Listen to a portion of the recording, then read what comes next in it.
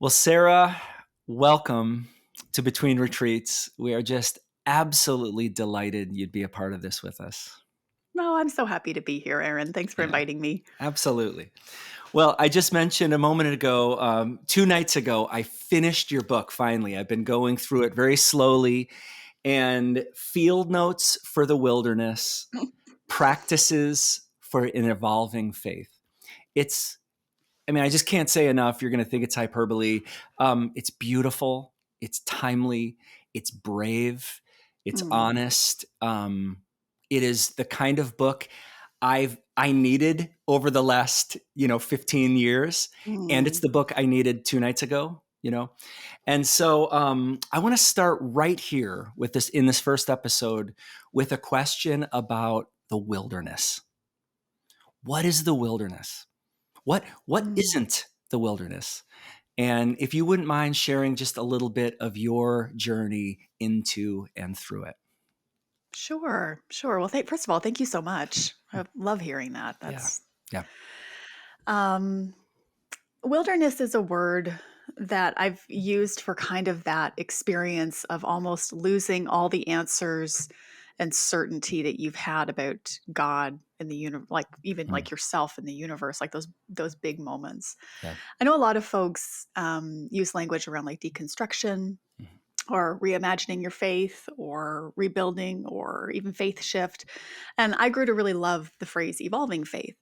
And I think that's part of the reason why is because of that wilderness metaphor, because to me, it was almost like I pictured it almost like a threshold that we cross. mm, Um, I think because it felt like almost this sense of leaving something that felt like a lot of safety and security and certainty to all of a sudden step out into this uncharted area mm, where you just feel like you don't have as many answers as you used to have. There's a distinct feeling of loneliness mm. as well to the wilderness. Yeah. I remember one year at one of our Evolving Faith gatherings, Barbara Brown Taylor kind of made this little quip or joke where she was like, if it can't kill you, you're not in the wilderness, you're just in a park. And I was like, Wow. and it does feel like it has that level of Wow. intensity to it at times, right? Because oftentimes when we come to that threshold, there can be a lot of reasons why we land there and a lot of different stages of our life. I think developmentally, it's entirely normal. And maybe that's one of the things we're not really told a whole lot within a lot of our faith spaces, which seem to thrive best in an if this, then that sort of certainty Yeah. or a script or formula view of faith. And so when you kind of come to that threshold, it can be everything from like deep theological questions that are driving that. Like, wait a minute, I was always told this, but what about that? And, Yeah. so there can definitely be a lot of curiosity and even a sense of misfitness Hmm. to it. I think especially for those of us who maybe don't fit the cookie cutter, teeny tiny box Yeah. that we were maybe assigned to. Mm, And so there can be that. There can be, I think, in the last 10 years, I've seen a huge growth in folks who have found themselves in the wilderness, or a huge increase of folks because of just disenchantment with, political choices and the directions they see their churches going. yeah. I think there's been a massive, well, I'm from like a charismatic background, right? Mhm. And so I love like really big, juicy King James words still. And so like it has felt like apocalyptic, Yeah. right? Yeah. Apocalypse, it means revelation Mhm. or unveiling. Yeah. And that is terrifying Yeah. for a lot of us because these structures and systems and people that we had our trust in have in many places, whether it's government or church or institution or schools or whatever, relationships, all of a sudden it's like, well, no, wait, look, I am seeing the man behind the curtain now. Yeah. I can't unsee what I've seen. I can't Yeah. unknow what I know. Yeah. And then there's those of us who have a lot of unanswered prayers, Yeah. right? Who maybe the answers didn't work out the way that we thought they would. And so you find yourself almost like thrown over that threshold, whether you wanted to or not. Yeah. And then all of a sudden you're in that space of wilderness, which does feel dangerous and lonely, even a bit fragile. Mm, And you're left kind of saying, all right, how do I live here? How do I thrive here? What are the invitations of this place? Because wilderness can be exile, mm, but it can also be altar. And I mm. think that that's the invitation that I have experienced in wilderness. It is an untethering, it is a stripping away. There is a lot of loss to it.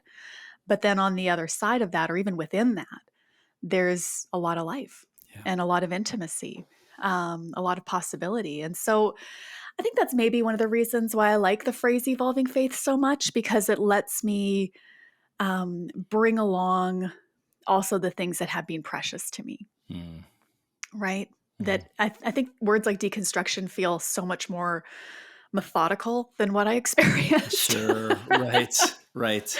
And so it is the presence of God in those very lonely places, Mm. where you're almost relearning everything that you thought you knew, and you're being transformed in very deep ways. There can be a lot of beauty in the darkness and the loneliness that maybe we never knew about. Yes. Well, you and I are having 3 conversations, and the second one is going to talk about practices. What can we actually do in the Right? wilderness? So I'm excited to dive into that. And then the third conversation is all about how do we discern what to hold on to Mhm. and what to let go of. And that one, I'm really excited about that. That has been a tender, difficult, beautiful thing for me. So I'm really excited about that conversation. For this first one, would you mind sharing a little more about what brought you into the wilderness? How you found your way in and found your way through? And so for me, I came up in the charismatic renewal movements of the 80s and 90s, big revival culture.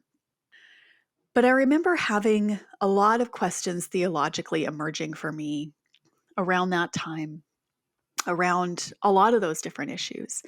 And then as well, I had a lot of thickets to untangle around women and women in the church. Yeah. I think because I had come from a context where women were fully kind of affirmed and celebrated in ministry, and then found myself in spaces and cultures where that wasn't the case, I almost was like, well, wait a minute, what did I have it wrong? Mm. Did I miss it? And like, so I mean, I think that there was a lot of that, and there were a lot of things around theology and around practice and around church behavior, and of course mega church culture, and all those sorts of things. But what ended up actually being the thing that kind of threw me over that threshold, whether I liked it or not, was loss. Mm.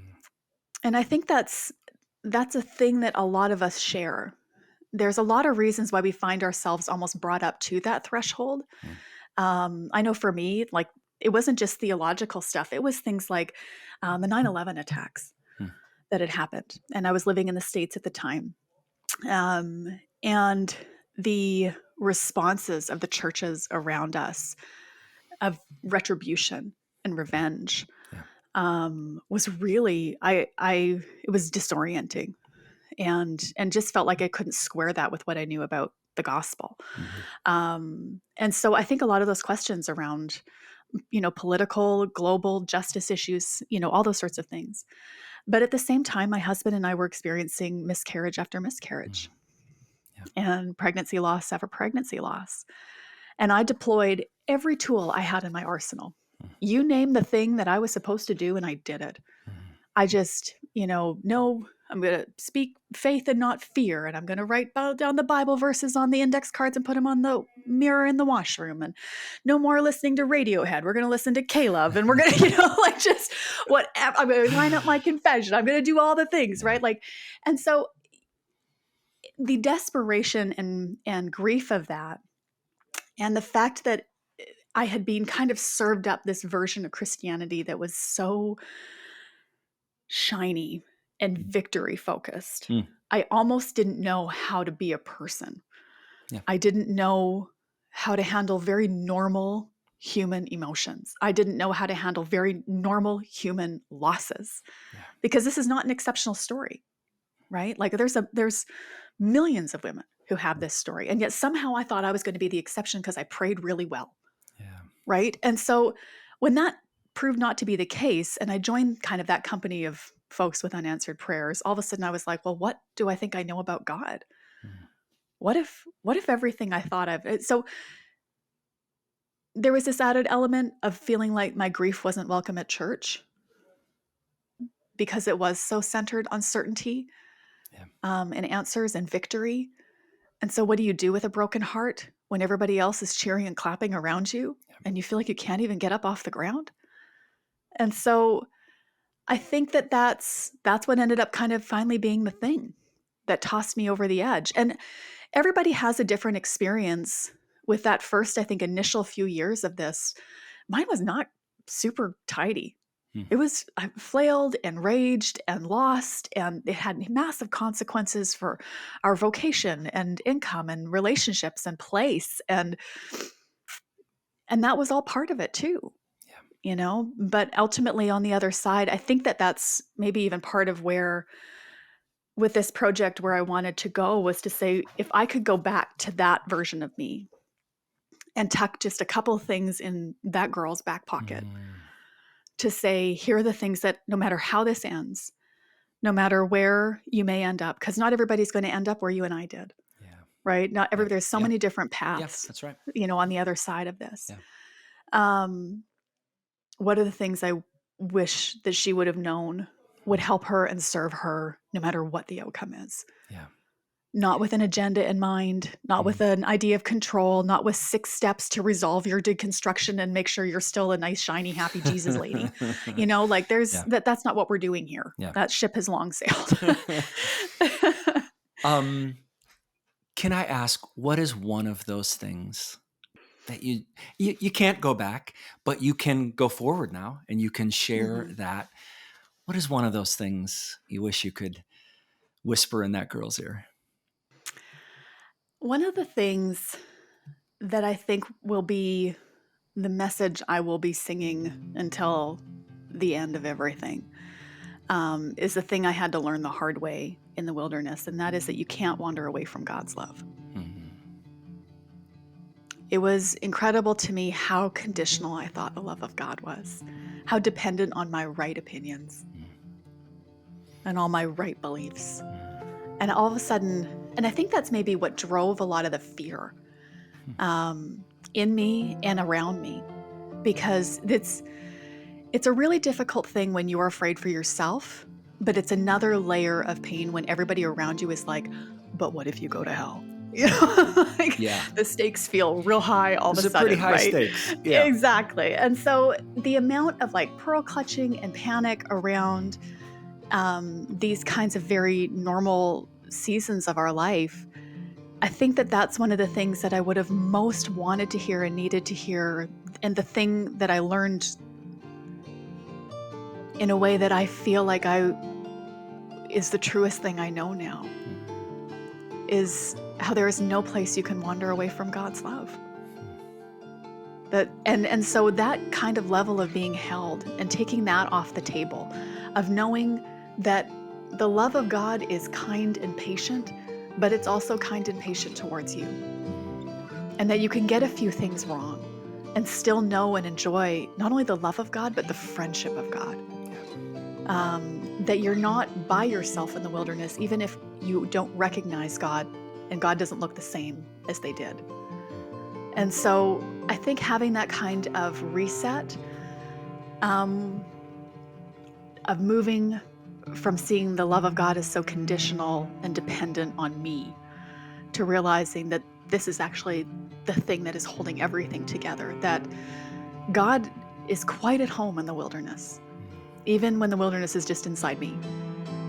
And that's not anything that I need to be worried about.